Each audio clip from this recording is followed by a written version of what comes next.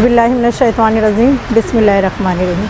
आज यहाँ पर आप लोगों को बुलाने का मकसद जो है हम लोग का कि आज हालिया जो असम्बली इंतखाबात होने वाले हैं उसके मद्देनज़र में आज यहाँ आंगनवाड़ी कर्मचारी यूनियन के लोग जो हैं हमारे साथ में हैं, वो साथ में मुस्लिम महिला शैक्षणिक सामाजिक संस्था के कुछ लोग हैं। उन लोगों ने के मशवरे के बाद हम लोग यहाँ पर आप लोग को बुलाया गया है कि हमें अभी इस वक्त असम्बली इंतखाब में किसका साथ देना अभी ज़रूरत है। अभी पीछे मैं समाजवादी पार्टी में थी, लेकिन समाजवादी पार्टी में रहने के बाद मुझे 1995 के वाक़यात याद आने लगे कि जिस तरह से 1995 में जब हमारे यहाँ पर जनता दल के वज़ीर रोज़गार जब यहाँ से असम्बली इंतखाब लड़ रहे थे, वो मंज़र आज फ़िलहाल मुझे नज़र आ रहा था। और मेरे यूनियन के लोगों ने भी बोला कि आपा ये 1995 का वाक़या दोहराया जा रहा है। 1995 में जब यहाँ पर निहाल अहमद साहब खड़े हुए थे, उस वक्त तो हमारे सबसे बुज़ुर्ग और सियासी रहनुमा हाजी यूनुस ईसा साहब वो कांग्रेस पार्टी से खड़े थे। उस वक्त तो निहाल अहमद साहब ने अपनी पैंतरेबाजी जिस तरह से किया था, वो उन्होंने एक पैंतराबाजी ये फेंका था कि उन्होंने शेख रशीद साहब को वहाँ खड़ा किया असम्बली इंतखाब में जन जागरण के नाम से। जब वो खड़े हुए उस वक्त तो वोट का जिस तरह से डिवाइडेशन हो गया, वोट दो हिस्सों में बढ़ गई और हमारे शेख रशीद साहब को 39,000 वोट मिली। नतीजे में हमारे बुज़ुर्ग जो सियासी सबसे आज मालेगांव शहर के सबसे पुराने सियासी रहनुमा हैं, वो हार का उनको मुंह देखना पड़ा। और जो यहाँ पर चुन कर आए, छठी बार एमएलए निहाल अहमद साहब चुन कर आए। आज वही हालात हमारे शहर में दिखाई दे रहे हैं कि साइकिल तो चलती हुई नज़र आ रही है, लेकिन हैंडल हमें किसी और के हाथ में नज़र आने लगा। हमारे यहाँ के जो पुराने 87 से लगे हुए आपा लोग थे, उन्होंने मुझे सलाह दी है कि आपा देखो अभी फ़िलहाल 1995 का वाक़या दोहराया जा रहा है। जिस तरह 1995 में सियासी पैंतरेबाजी करके जो हार का मुंह हमारे सियासी रहनुमा को यूनुस ईसा साहब को देखना पड़ा था, वही जो सियासी पैंतरा आज अपनाया जा रहा है। वोट का डिवाइडेशन हो रहा है, जिसकी वजह से आज हमारे को नज़र आ रहा है कि शान हिंदो साहिबा जो हैं ये जीत के लिए नहीं आई हैं, किसी को हराने के लिए आई है। जब मैं वहाँ पर गई पीछे, मैं 2022-23 में मैं आसिफ शेख रशीद के साथ थी, मुझे वहाँ पर मैं महिला अध्यक्ष थी। बाद में वो जब राष्ट्रवादी से जब उन्होंने अपने आप को मुक्त कर लिया, जब उन्होंने किनारा कर लिया, तब मैं घर पर बैठ गई थी। मुस्तकीम डिग्निटी, शान हिंदो, अब्दुर्रहमान, कुछ लोग वो मेरे पास आए, कहने लगे कि शान हिंदो साहिबा असम्बली इंतखाब लड़ना चाहती हैं और आप लोग की मदद से हम लोग उनको चाहते हैं कि आप पूरे यूनियन के लोग जो तुम्हारे आंगनवाड़ी के हैं और मुस्लिम महिला शैक्षणिक सामाजिक संस्था के जितने तुम्हारे साथ के टीचर भी हैं, सबको तुम लेकर साथ में आओ। मैंने उनका लब्बैक कहते हुए उनके साथ शामिल हो गई। लेकिन जब चलते चलते कुछ दिन, 8 दिन 15 दिन पद यात्रा में मैं घूमी उनके साथ में, और घर घर जब जाकर देखा तो मुझे समझ में आया कि यहाँ पर तो बात ही कुछ और है कि हैंडल किसी और के हाथ में नज़र आ रहा है। जो 1995 में जो पैंतरा इस्तेमाल किया गया था, वही पैंतरा आज इस्तेमाल किया जा रहा है। तो आज हम लोग ने ये फ़ैसला किया कि हमको हमारी वोट जो डिवाइड हो रही है, ये वोट डिवाइड होने के बाद या इस गांव में फिर से जिस तरह से नशे से लोग परेशान हैं, आज ये जितने यहाँ बैठे हैं यहाँ पर सब ये सेविका लोग हैं जो घर घर जाने वाले हैं। रोज़ाना हमारी सेविका को एक औरत मत समझिए आप लोग, ये जो सेविका हैं रोज़ाना 1000 घर में वो रोज़ जाती हैं और वो देख रही हैं कि नशे से लोग किस तरह परेशान हैं। अगर किसी के घर में अगर एक बच्चा, एक लड़का नशे का आदी है तो पूरा ख़ानदान उस घर का परेशान रहता है। और पूरे ख़ानदान में भूखमरी की नौबत आती है। आज हमारा अगर वोट का डिवाइडेशन हो गया तो जिस तरह से लोग हम देख रहे हैं कि गुंडागर्दी शबाब पर है, आज जमहूरियत का खून किया जा रहा है। आज खुलकर कोई झंडा और फूल पहनता नहीं है, क्यों, किस लिए कि पता नहीं इलेक्शन के बाद हो सकता है कि हमें मारा जाए, पीटा जाए। जमहूरियत का खून होते दिखाई दे रहा है, इसलिए हम लोगों को ये कदम उठाना पड़ा कि हमको इत्तेहादुल मुस्लिमीन के साथ या मुफ्ती मोहम्मद इस्माइल का साथ देने के लिए हम लोग यहाँ पर आपके सामने जमा हुए हैं। जब साजन मिहाल अहमद साहबा थी 1994-95 में हम लोगों की एक बालवाड़ी थी। बालवाड़ी के टाइम से मैं उनके साथ में काम करती हूँ, लेकिन उनका ऐसा रवैया देखते हुए हमारी कुछ सेविका जो यहाँ आपको दिखाई दे रही हैं, ये लोग उनके साथ जाने के लिए तैयार नहीं है। आज वो लोग कहने लगे कि आपा उनका रवैया बहुत ख़राब है। लेकिन जब अभी मैं शान हिंदो साहिबा के साथ में गई और वहाँ मैं देखा कि शान हिंदो उसी की लड़की है, उसी के जैसे रवैयात उनके हैं, जो हमारी कुछ सेविका को और बहुत सारी हमारी टीचरों को बिल्कुल पसंद नहीं आ रहा है कि वो इस तरह से कि हैंडल किसी के हाथ में दे दिए, साइकिल हमारे पास में रखी हुई है। हम किसी को जीतना नहीं, जिताने के लिए नहीं आए हैं, बल्कि हमको किसी को हराना है। जब ये बातें हमारे लोगों ने महसूस किया तो हमने चाहा कि बिल्कुल नहीं, जब अगर वो किसी को हराने के लिए आए हैं तो हम उनके साथ में बिल्कुल नहीं रहेंगे। हम जो जीतने वाले हैं उनके साथ में जाएंगे। ठीक है, साइकिल का हैंडल किसके पास है? साइकिल का हैंडल आप लोग तो भी पत्रकार है, आपको भी दिखाई दे रहा होगा। जिस तरह से 1995 में जब इधर से तीर चलाया गया था, आज जो है उल्टा पैतरा चल रहा है कि आज हमको दिखाई दे रहा है कि शेख आसिफ साहब के हाथ में हमको हैंडल दिखाई दे रहा है।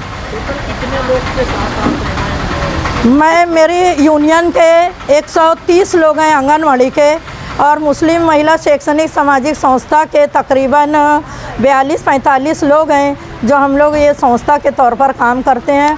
वो लोग हम लोग यहाँ पर उनको हिमायत दे रहे हैं। मेरा सवाल है, हाँ बोलिए। आपने जो रवैये की बात की, हाँ, ये रवैया आपने बहुत पहले से जुड़ी हुई है हाँ, हमारी सेविकाओं के साथ। हाँ, तो रवैया तो आपको पहले से मालूम था, फिर आपने क्यों समाजवादी ज्वाइन की? हमने सोचा था कि शान हिंदो का रवैया उसकी माँ से अलग होगा। माँ जिस तरह से है, क्योंकि आज आप लोग को भी मालूम है कि पूरे शहर में निहाल साहब को अगर किसी ने तबाह और बर्बाद किया है तो वो साजदा मैडम साहिबा थी। इसी तरह से आज हमको उसी के नक्श कदम पर दिख रही है हमारी शान हिंदू भी। तो उनका हमारी आपा लोग को ये बिल्कुल पसंद नहीं आ रहा है। वो बोल रही हैं कि हमने तो कुछ अलग समझा था, वहाँ करीब जाने के बाद समझ में आया कि ये उससे भी एक कदम आगे है। इससे पहले आप शेख आसिफ के साथ गए थे, क्या शराइत के साथ आपने हिमायत दी? किनको? मजलिस इत्तेहादुल मुस्लिमीन को हमने घर पे जो आंगनवाड़ी के तौर पे हम काम करते तो हम देखते हैं कि बहुत सारे लोग जो नशा करते हैं तो उनके घर की औरतें बहुत परेशान हुआ करती हैं। तो हमने रोज़ी रोज़गार जो घरेलू रोज़गार होगा वो लाकर हम औरतों को दिया जाएगा। जो बेरोज़गारी शहर में बढ़ी हुई है वो बेरोज़गारी दूर की जाएगी। और आंगनवाड़ी की ज़रूरत बहुत सारे एरिए में है, अभी पूरे मालेगांव में और आउटर का लेके 218 आंगनवाड़ी है, तकरीबन 250 आंगनवाड़ी की और ज़रूरत है। मुफ्ती साहब से हमने बात किया था जब वो ठीक थे, तो उन्होंने कहा था कि आंगनवाड़ी और भी हम शहर में लाने की कोशिश करेंगे ताकि महिलाओं को रोज़गार मिल सके।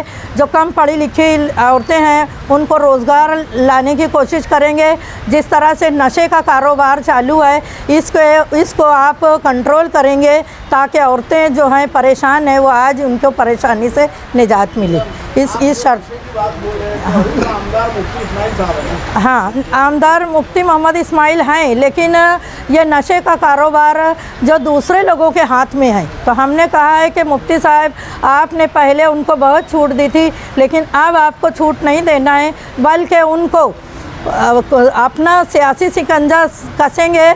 आप एक दीनी भी, मिली भी, समाजी भी हमारा आप असासा हैं, तो आप हमारे समाज की बेहतर नुमाइंदगी करेंगे। इस उम्मीद पर हमने उसको आज हमने उनको हिमायत दी है। हमारी अहम डिमांड यही थी कि आंगनवाड़ी और भी जो जिस फील्ड में मैं उस फील्ड की मैंने डिमांड ज़्यादा रखी है कि आप आंगनवाड़ी जिस एरिया में नहीं है उस एरिया में उन बच्चों को जो हम लोग लाभ देते हैं कि उनको जो दाना दिया जाता है, दूसरे आरोग्य केंद्रों की जिस तरह से उन लोगों की वो होती है, वो आरोग्य केंद्रों की भी उनको सहूलत नहीं मिल पाती, इसलिए आप आंगनवाड़ी हर एरिया में लाने की कोशिश करेंगे। उन्होंने कहा कि मैं भरपूर नुमाइंदगी करूंगा कि आंगनवाड़ी हर हिस्से में हो।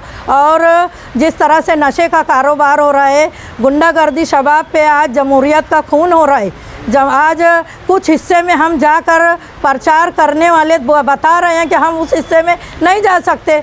जैसे मुफ्ती साहब अभी कुसम्बर रोड पे निहाल नगर के एरिया में गए थे तो आपने देखा कि उनके साथ किस तरह का सलूक किया गया।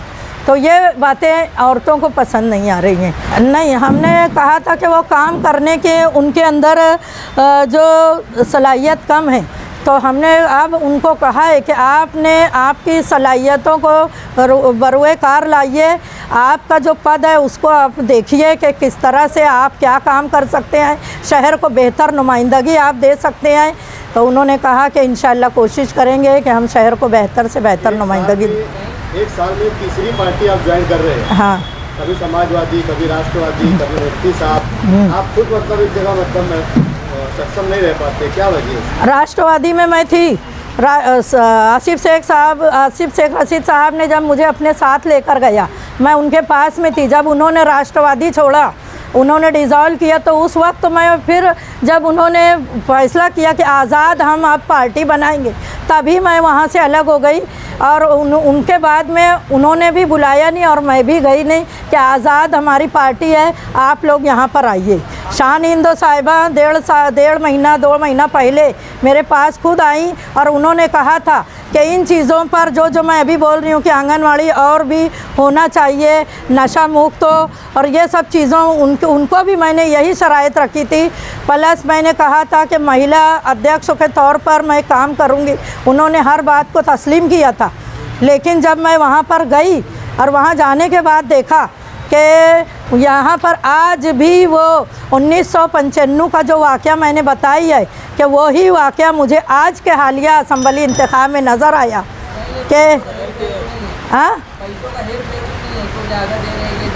नहीं ना, आप शान हिंदो साहिबा से पूछ सकते हैं कि हमने जब भी पैसों का कोई डिमांड नहीं किया था और यहाँ भी हमने बिला शर्त उनको हिमायत दी है कि आप लोग हमारा सिर्फ काम कीजिए, हम लोग हर सेविका और हर शिक्षिका आपका काम बराबर करेंगे। तो पूरे शहर के अक्सर हिस्सों में इस बात का ऐलान कर दिया कि औरत का वोट औरत की वोट। औरत तो मैं क्योंकि समाजवादी में थी उस वक्त तो मैंने ऐलान किया था, लेकिन आज मेरा ऐलान ये होगा कि जो लोग अपना हैंडल किसी के हाथ में ना दें, अपनी सियासत खुद चलाएं और सिर्फ समाज के लिए वो काम करें, और इसलिए नहीं कि किसी को हराना है बल्कि इसलिए कि तुमको खुद जीतना है। तो जब हमको नज़र आया कि ये खुद ही जीतना चाहते हैं, इसलिए हम ये यहाँ पर आए। मैडम आप बोल रहे हैं हैंडल किसी और के पास, हाँ हाँ, हैंडल साइकिल इनके पास है, हैंडल किसी और के पास में। तो आप जब 1995 की बात कर रहे हो तो 99 की ऐसा भी तो कुछ हो सकता है, शान खुद ही खुद कर आ सकती थी ना। 1999 में ऐसा हुआ कि जब तक बिरादरीवाद खुद खुलकर होने लगी थी, और 1999 में जब हमारे शहर के जो वज़ीर रोज़गार जो थे जनता दल के निहाल साहब ने उनको एक सियासी पैतरेबाजी के तौर पर उनको खड़ा किया था, लेकिन जब उनको 34,000 वोट मिल गई तो उन्होंने सोचा कि मैं बिरादरीवाद करके जीत भी सकता हूँ। उन्होंने खुफिया मीटिंगें लेना शुरू किया और खुफिया मीटिंगें लेने के बाद में नतीजे के तौर पर ये आया कि 1999 में शेख रशीद साहब यहाँ से असम्बली इंतखाब जीत गए। शान हिंदो अभी मेरे को कई मीटिंगों में समझ में आया, साथ में थी, कि हम लोग अगर नहीं जीत सके तो हम बराबर मौलाना को लेकर गिर जाएंगे। तो मुझे ये बात बहुत बुरी लगी कि मैं तो दिलो जान से तुम्हारे साथ आई थी, जिताने के लिए आई थी, और तुमको जिताने के लिए मैं अपनी टीम को आपके पास में लेकर आई थी, लेकिन आज ऐसी बात तुम कर दिए तो मुझे ये बात बहुत नागवार गुजरी। तो आपको मीटिंग में पता चल गया था कि गिराने की लाइन में होंगे, हाँ, वही रोक देना था उनको, बोलना बैठ जाना चाहिए। बोल देना चाहिए था ना। बोली मैं साजदा मैडम जब जिस दिन परवेज़ सिद्दीकी साहब आए थे, मैं उनकी प्रेस कॉन्फ्रेंस में भी थी। मैं अंदर परवेज़ सिद्दीकी साहब और प्रताप उगाड़े बैठे हुए थे। शान हिंद साहब ने जब बाहर इस तरह की दो बातें करी तो मैंने बोला कि देखो ये बात तो तुम्हारी बराबर नहीं लग रही है। तो साजदा मैडम अंदर से चिल्लाने लगे, क्या बात कर रही तू, बिल्कुल ये सब बात बिल्कुल यहाँ मत कर, मली मैडम गलत बात कर रहे। उन्होंने वहाँ पर मेरा सोचे कि अब ये मेहमान के सामने ये बात हो रही है, तो उन्होंने फ़ौरन कहा अरे आंगनवाड़ी में तुम लगाने वाली मैं है। साजदा मैडम से वहाँ पे मेरी दो बात भी हो गई कि तो मैडम आपने जितना, मैंने उनको जवाब दिया कि मैडम आपने मुझे आंगनवाड़ी में लगाया ज़रूर है, लेकिन मैं 1994 से आपके साथ में है, उससे बहुत ज़्यादा काम हमने फ्री में करके दिया है। कभी 1 रुपया आपसे डिमांड नहीं किया, 1 रुपया आपसे लिया नहीं है। आप अगर 1 रुपया दिए होंगे आंगनवाड़ी में लगने के बाद तो आप बोलिए। मैडम बोले बड़ी बड़ी बातें मत करो। मैं बोली नहीं मैडम, जो गलत बात हुई है मैं उसका विश्लेषण कर रही हूँ। मैं आपको जिताने लाई थी यहाँ तक। मैं समझ रही थी कि औरत को वोट औरत को देंगे। आंगनवाड़ी महिलाएं किसके लिए काम करती है? आंगनवाड़ी महिलाएं और बच्चों के लिए काम करती है। सरकारी मतलब शोभा है। हाँ, सरकारी सुविधा उनको मिले। आपको पेमेंट कहाँ से मिलता है? हम लोग का पेमेंट मानधन जो है कुछ हिस्सा सेंट्रल से आता है और कुछ हाँ गवर्नमेंट का आता है और कुछ हिस्सा है तो हमारे राज्यसभा से आते हैं। आप एक गवर्नमेंट सर्वेंट के तौर पर मतलब आप लोग काम करते हैं? गवर्नमेंट तो नहीं, हमारा मानधन है। हाँ, सरकारी पेमेंट ही आपको मिलता है? नहीं, सरकारी पेमेंट नहीं माना जाएगा। मानधन को मानधन कहा जाता है। सरकारी पेमेंट अगर होती तो हम लोग आज यहाँ पर नहीं आते।